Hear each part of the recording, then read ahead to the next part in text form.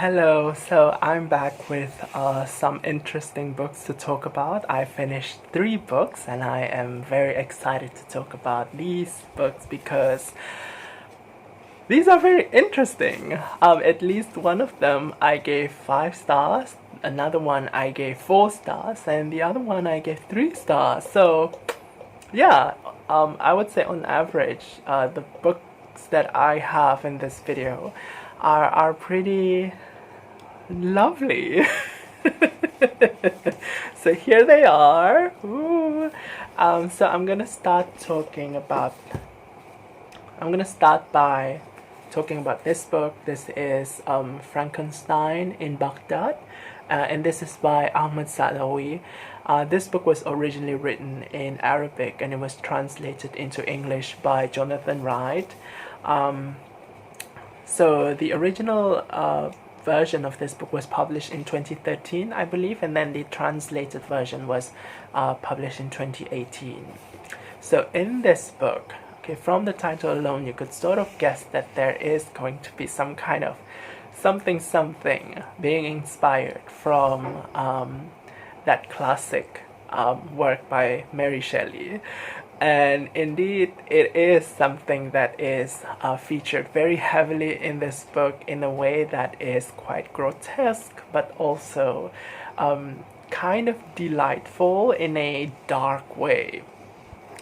So this book is about how a sort of like a monster that resembles the Frankenstein monster roams the streets of Baghdad. So at the beginning, there was this explosion that happened at a hotel in Baghdad, which caused many people to die. And one person who is very well known as a liar in this book. His character is basically known as a big liar. He collected body parts from these recently deceased victims of this bombing, and then put them together into a humanoid of sorts. And then these body parts that he put together sort of magically gets reanimated into this kind of like Frankenstein monster that pretty much roams and patrols the city of Baghdad and targets people that this monster deems as sinful or people who have wronged them. And the logic of this monster is basically explored later in this book, which I'm not going to talk about, but I think how this monster operates is kind of interesting. And we get to see the repercussion of basically of the existence of this monster.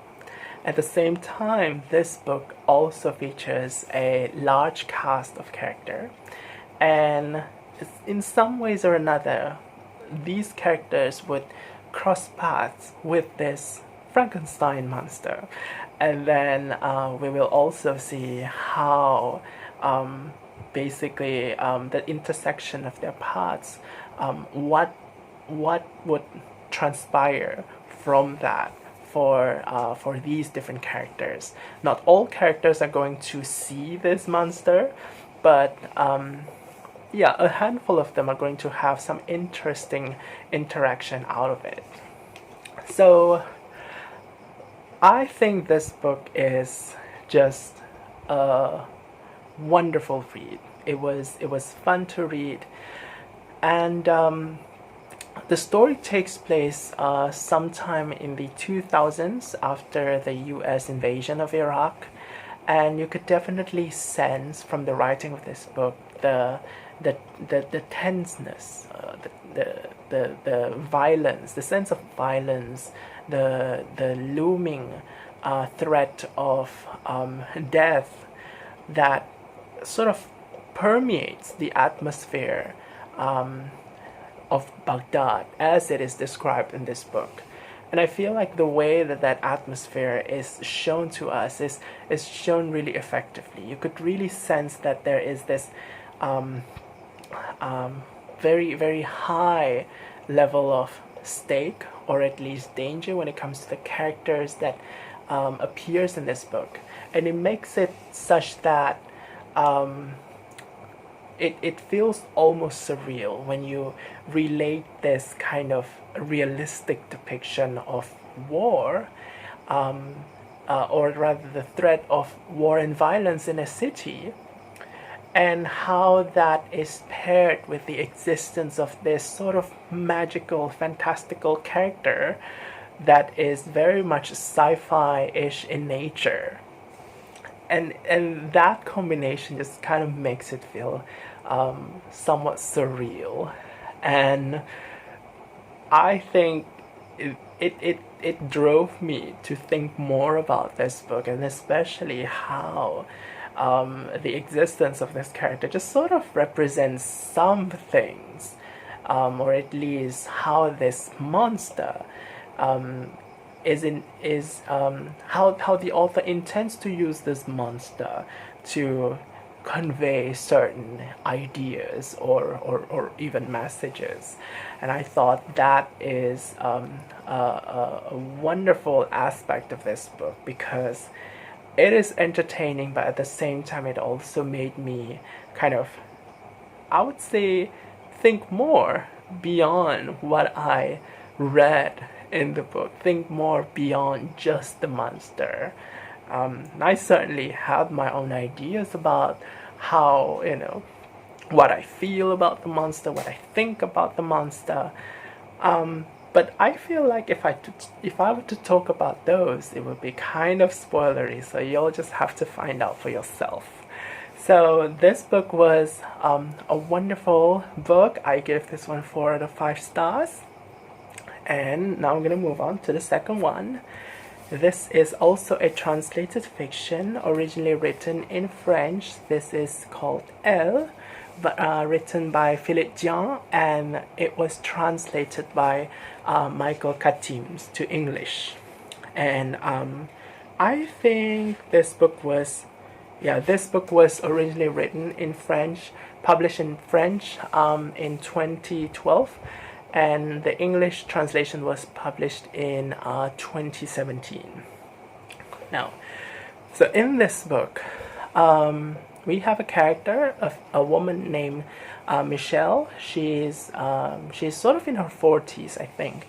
And one day Michelle is assaulted and raped at her own house by a masked assailant. And shortly after the attack, the assailant escapes, and Michelle is left to sort of deal with the aftermath of that event and how it sort of affects her emotionally and physically and all that. And as we follow her on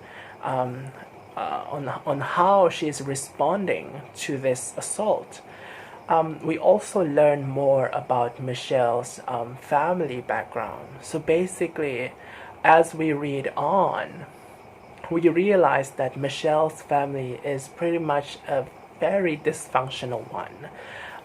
We learn about her relationship with her mom, who is really hypersexual despite her age.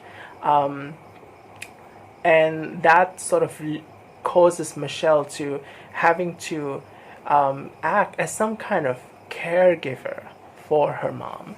And we also learn about how Michelle's son is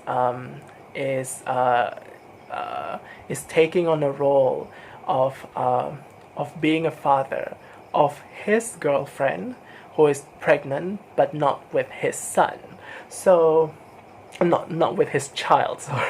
Not even sure if it's a son or daughter, but not with his child. Basically, it's the child of a different man.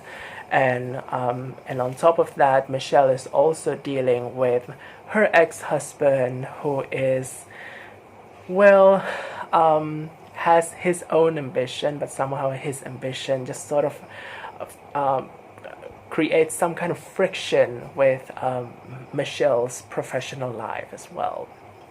So Michelle is dealing with so much of these external pressure from her family. Basically, she has to act like the woman who takes care of everyone around her.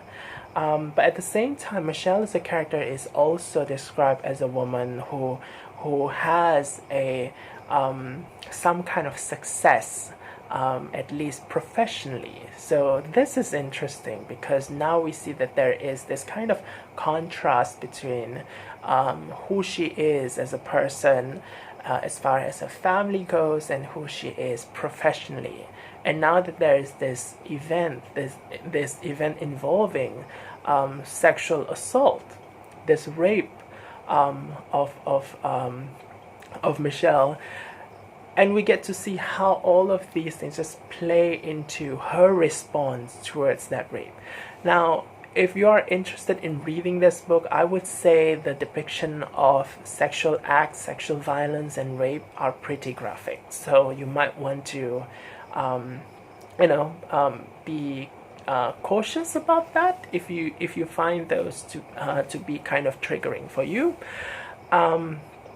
I would say also another thing is how the plot of this book takes Michelle's response towards her own rape can be kind of controversial, and I think some readers have thought that it is good, well written, while some readers thought that it is kind of disrespectful. So there's definitely a lot of controversy surrounding the plot of this book, and I could sort of see both sides why. Now, one thing that I find interesting about this book is that I like how this book writes Michelle's character and flesh it out with respect to her relationships with her family and friends. Those aspects of her is very well realized. You can really see what kind of dynamics and relationships that Michelle has with her mom, her son, her ex-husband, her friends, and you can see how the energy of those relationships just sort of gets to her, either feeds off her or fulfills her. And this aspect is, I would say, it's very well written in this book. You can really imagine Michelle as a well realized human character through these parts of the novel. Now, but the other thing that I didn't find particularly satisfactory is how this novel treats the rape. Basically, although I think how the novel decides to take, the direction that this novel takes on Michelle's response to her rape is kind of interesting. It's certainly, I would say, unexpected for me. I also thought that the way that she reacts to that event is sort of written in a more wishy-washy way, as if there wasn't much being described as compared to how Michelle is as a character when her relationships are being described. Her relationships, the story that concerns that side, are written surgically, I would say, but then her response to the rape is kind of, I would say, a bit superficial. And I could see why some people might not like how this book treats rape as well. So, and on top of that, this book is also written in this sort of darkly humorous way, in which there are very, I would say, wry humors being peppered here and there.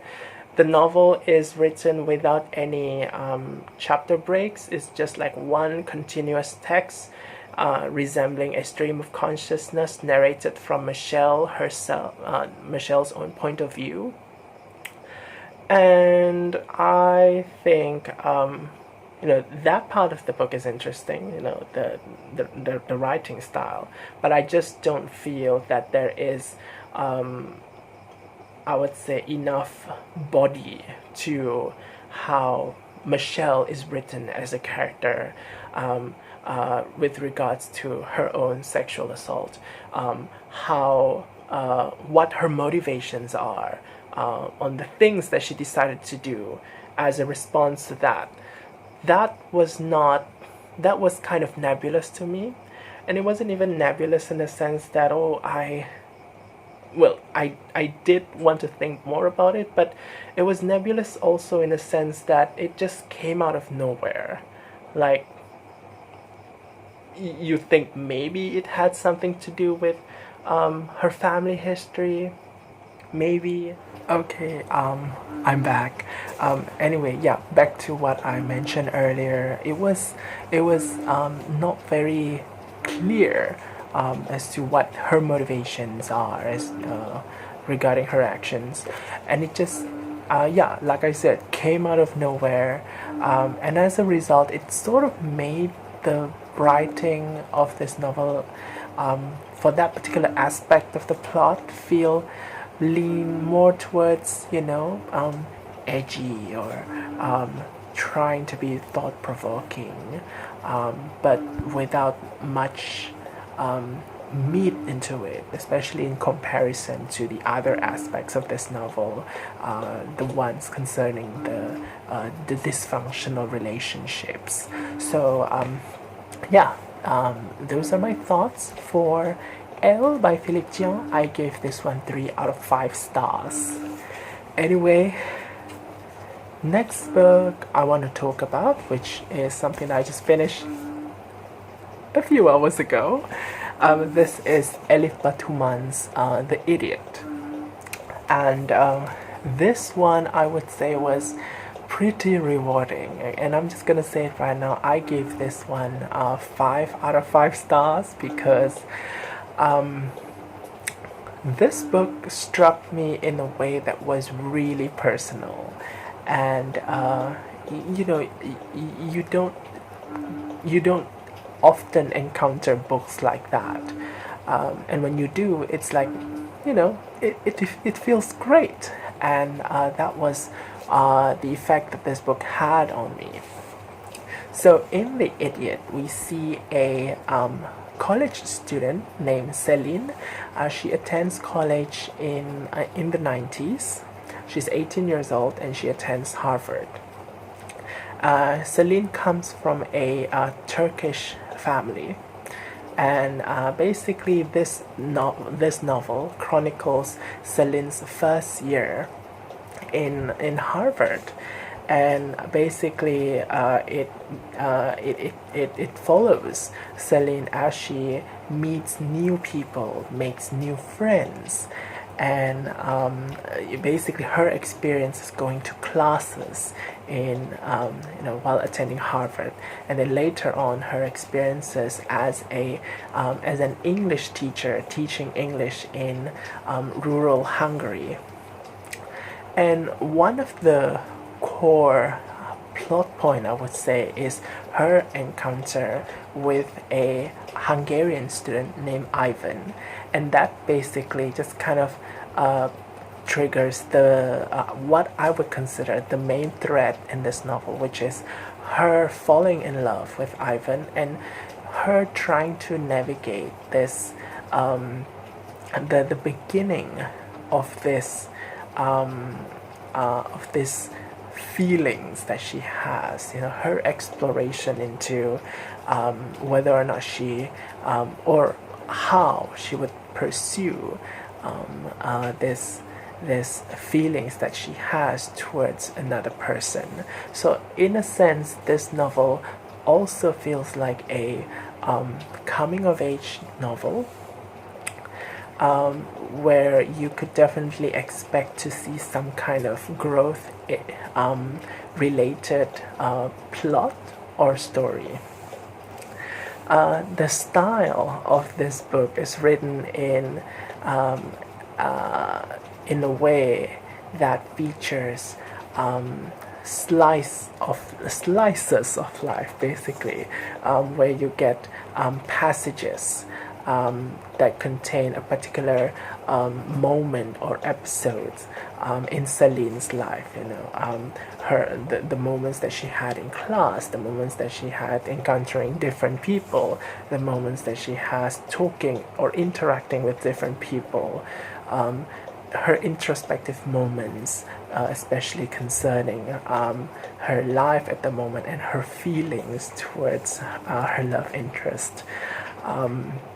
So basically, this novel is like a collection of those slice of life moments, and it is packed into this kind of, I would say, a dense volume. And the tone of this book is something that I find particularly interesting, because it has tons of humor, and because it also contains a lot of personal reflection. Basically, the entire book is narrated from the point of view of Celine, first person point of view. You get to see see Celine's internal reflections on what she observes around her, and much of the comments that she ends up making are kind of funny, because this character happens to have this, I would say, an interesting sense of humor. But a lot of it is also kind of self-deprecating to a certain extent, where more often than not, this character is someone who is quite well aware of the kinds of awkwardness that she encounters as she moves forward. And I would say anyone who likes a story in which a character is just kind of very much self-aware of their own of their own shortcomings, who exhibits certain kind of insecurity, this book definitely contains that kind of protagonist, and I'm sure you would definitely appreciate the story as well. Now, another thing about this book is that I've seen a lot of people, especially reviewers online, they commented that how this book does not really have a plot, or rather it kind of meanders, and I would say I can see where they're coming from, because this book is kind of like a collection of, the slice of life moments that are arranged chronologically for the most part, and it is thick. It is 400-page long, so imagine that kind of narration style or narrative style for this long. But I personally think that this novel has an obvious plot. So in a way, I sort of disagree when people say that this novel does not have a plot, because I think it does. And this is the part that I think something that spoke to me on a deep and personal level. Basically, this is the part in which what I consider as the main plot of this book is Celine's discovery of falling in love with a person at college, and the awkwardness that comes with it, and how her falling in love with another person sort of turns her into some kind of bumbling idiot.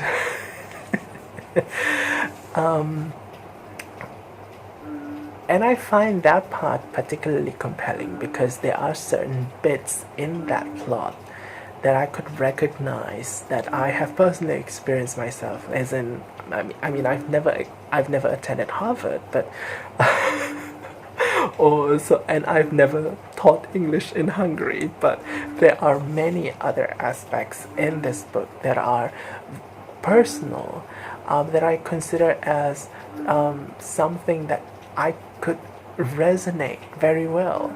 I've seen a comment somewhere on Reddit like some time ago, like what's the criteria of a 5-star book, and one of it would be, one of the comments was like, if a book talks about a certain specific emotions that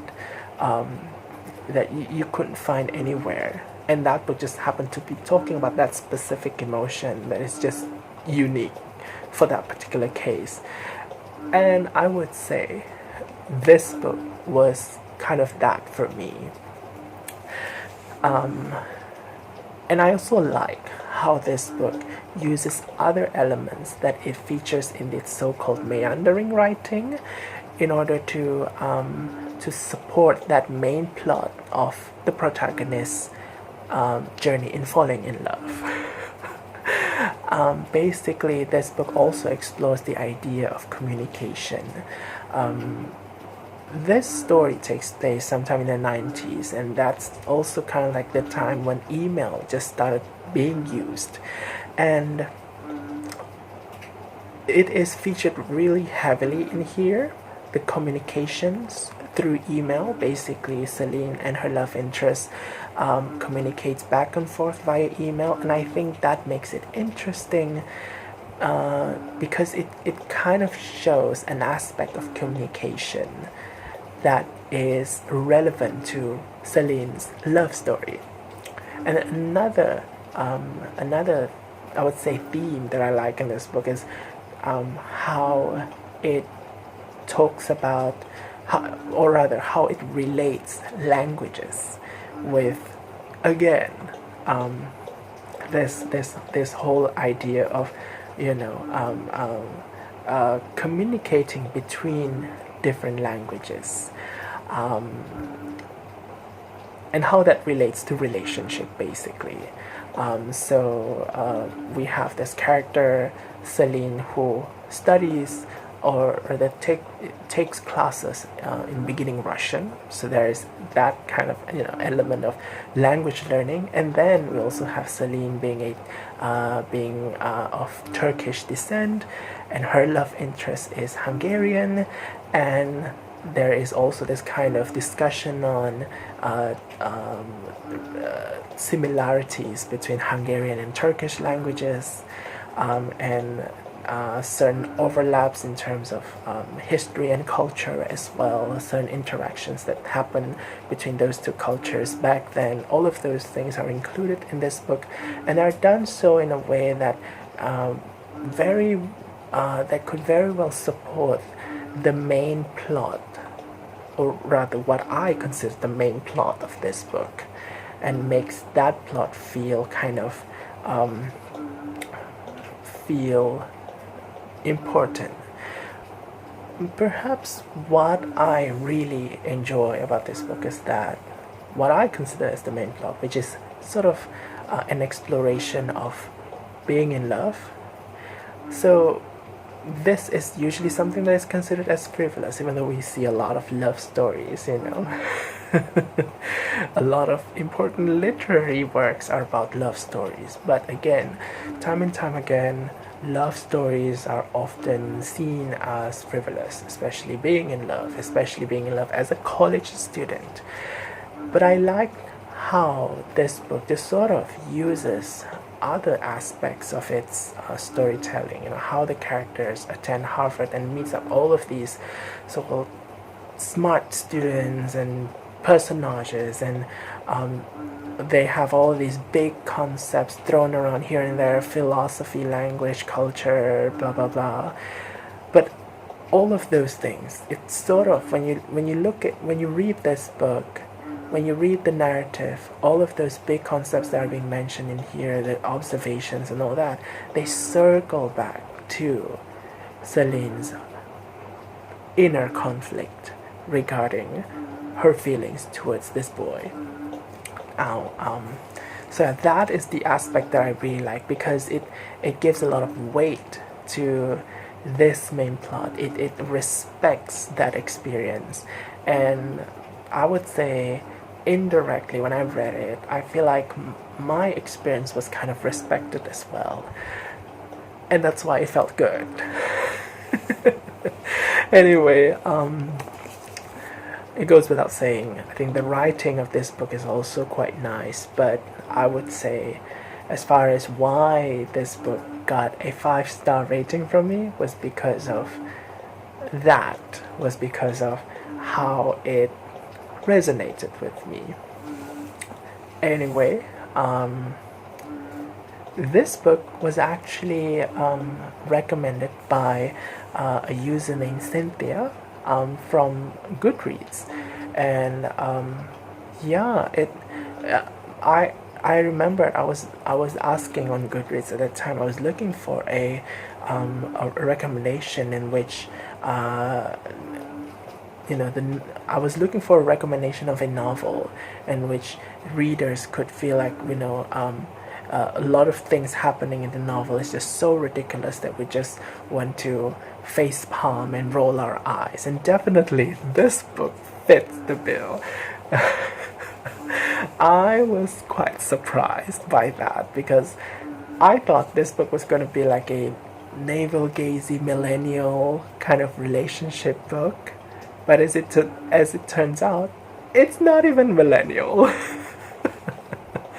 So I am quite looking forward to reading the sequel of this book, because apparently there was another sequel published in 2022, either or, but I don't have that book yet. So yeah, perhaps when I have the opportunity for that, for reading that book, I definitely go for that one, because this one was good.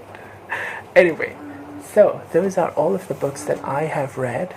I have not finished anything else so far, so some of the books that I am currently reading right now, I just kind of want to show you. One book I don't have with me would be Purge by Sofi Oksanen.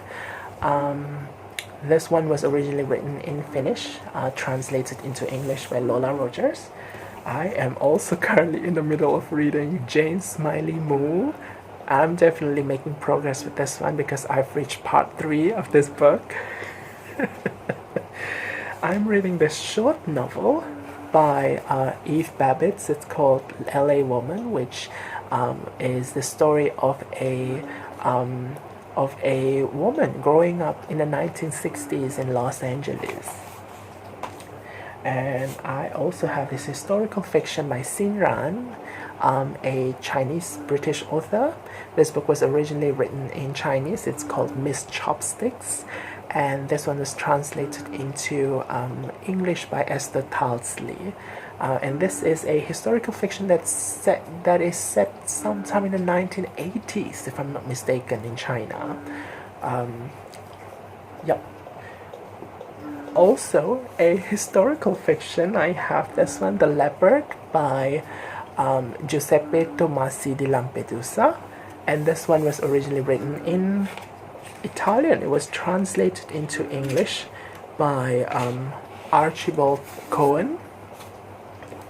And then last but not least, I think, is a short story collection by Richard Yates. This is 11 Kinds of Loneliness. I read one book by Richard Yates before. It's called Revolutionary Road. I absolutely loved that book. If you have not read that book, definitely go ahead, get that book, read it. It's awesome.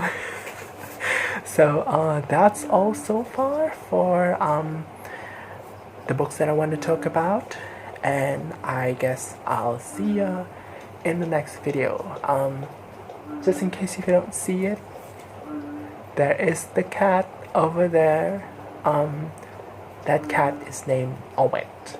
Yeah, and she's sleeping. So she's just there chilling, being a special guest in this video. I don't think she was here in the first half of this video before I cut off. But yeah.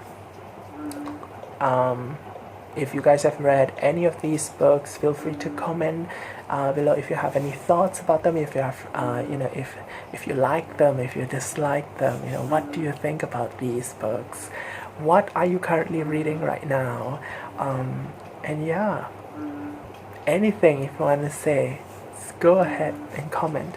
So until then, take care. Thanks for watching, and bye.